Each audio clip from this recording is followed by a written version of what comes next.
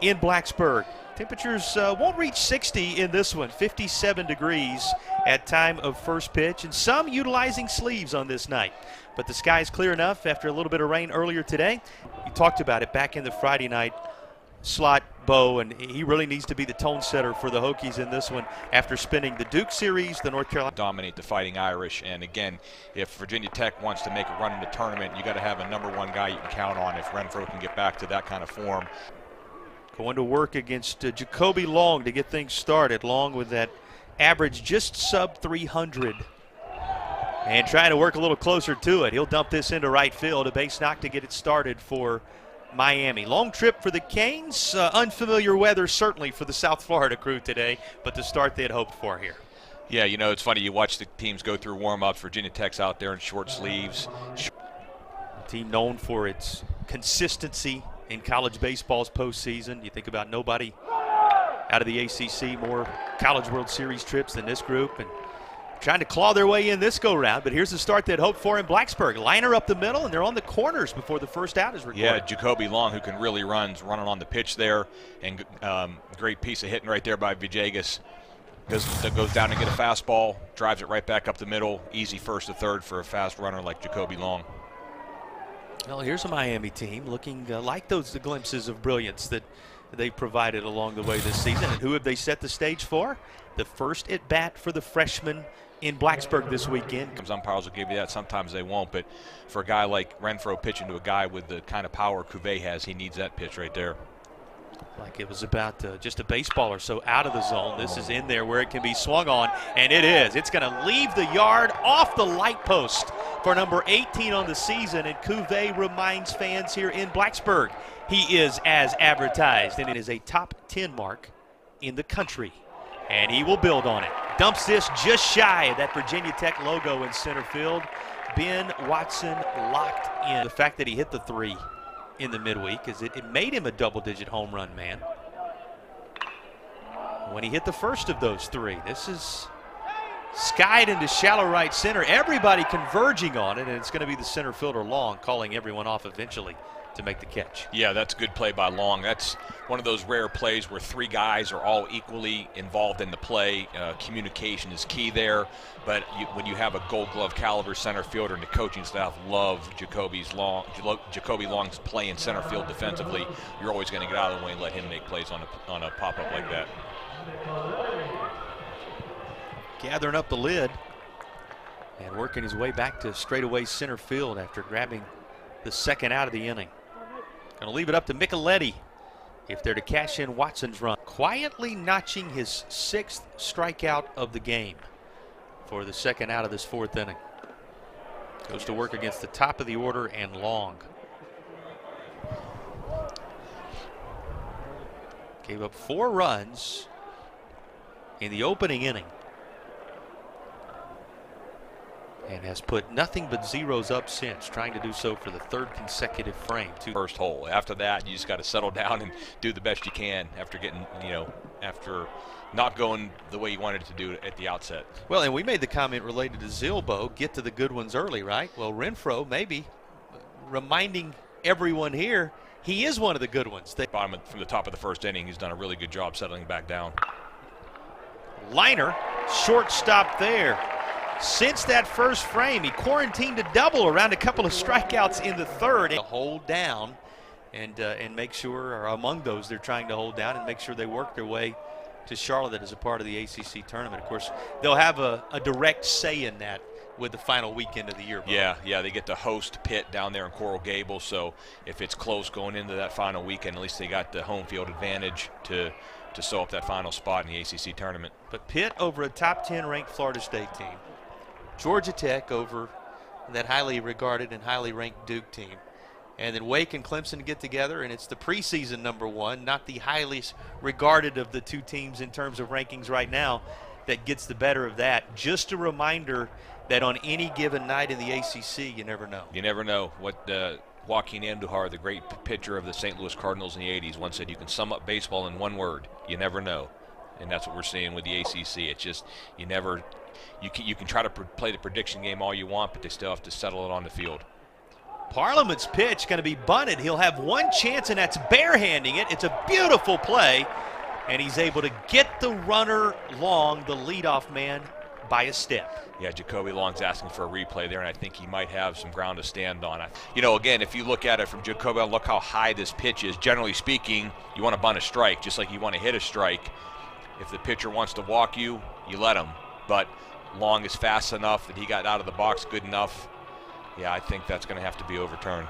Trying to stay loose as Parliament as he continues to throw in the meantime. Shows you how fast Long is. I mean, Parliament had to move about 5 to 7 feet off the turf area of the mound, the maroon part of the mound out there, so it wasn't a well-placed bunt by any means, but that shows you how well Long gets out of the box and gets down the line, that he can make that thing a bang-bang play, if not an outright safe call.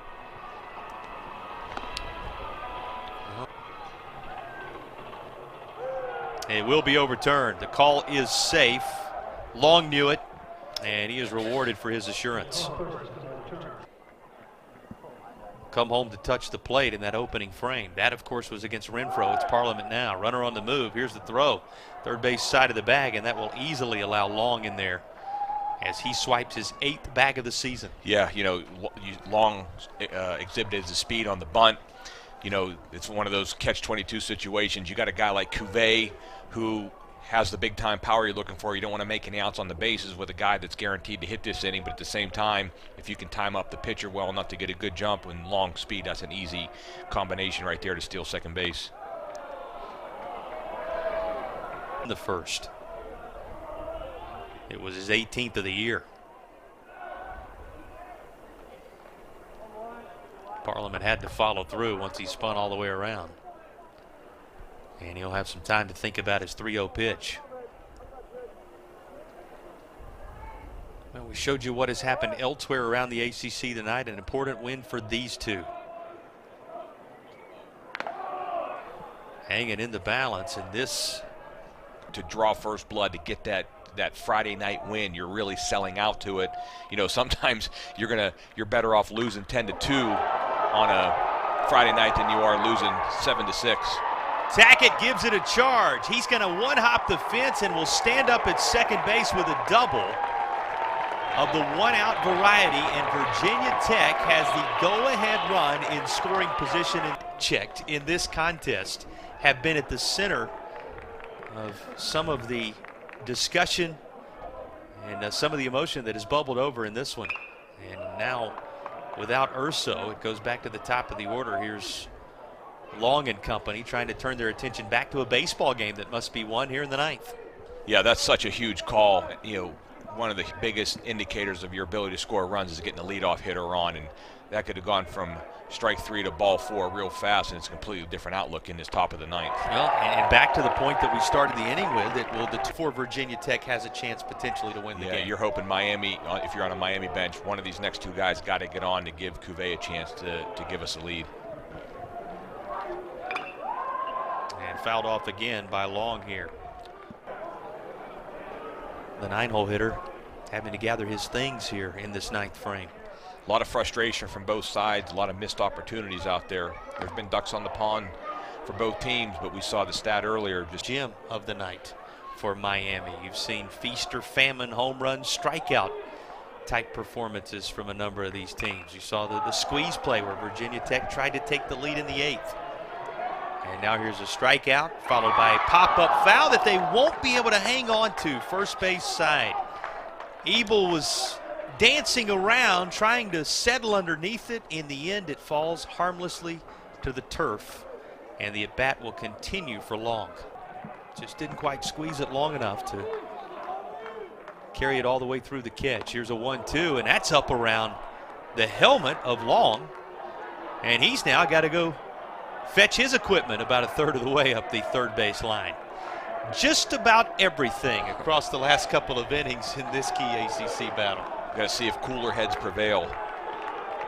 Most of the time it's the two teams chirping each other. Tonight it's been both teams chirping at the home plate umpire, Barry Chambers, but that was a pitch right there, that little chin music, as the saying goes. 2-2 is fouled off, another one coming.